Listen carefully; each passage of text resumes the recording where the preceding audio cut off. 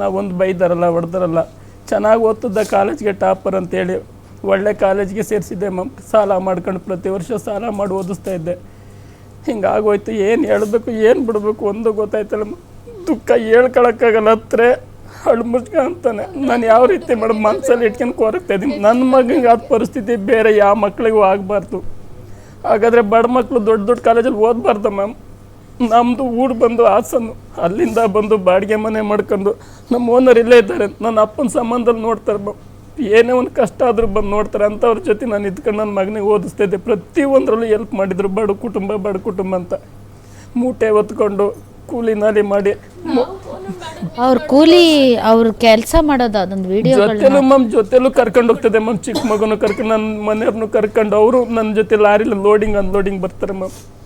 ಇಷ್ಟೆಲ್ಲ ಮಾಡಿ ಒಂದೊತ್ತು ಊಟ ಮಾಡಿ ಒಂದೊತ್ತು ಊಟ ಮಾಡ್ದಲೇ ಬಿಟ್ಟು ಈ ಥರ ಎಲ್ಲ ನೋಡಿ ಮ್ಯಾಮ್ ಕೂಲಿ ಕೆಲಸ ಮಾಡ್ಕೊಂಡು ಮಾಡ್ತಾಯಿದ್ದೋ ನಾವು. ಈ ಥರ ಆಗೋಯ್ತು. ಅವ್ರ ಫ್ರೆಂಡ್ಸ್ಗಳನ್ನ ಕರೆಸ್ಕೊಂಡು ಮ್ಯಾಮ್ ರೂಮಿಗೆ ಕರೆಸ್ಕೊಂಡು ಈ ಥರ ಮಾಡಿದ್ದಾರೆ.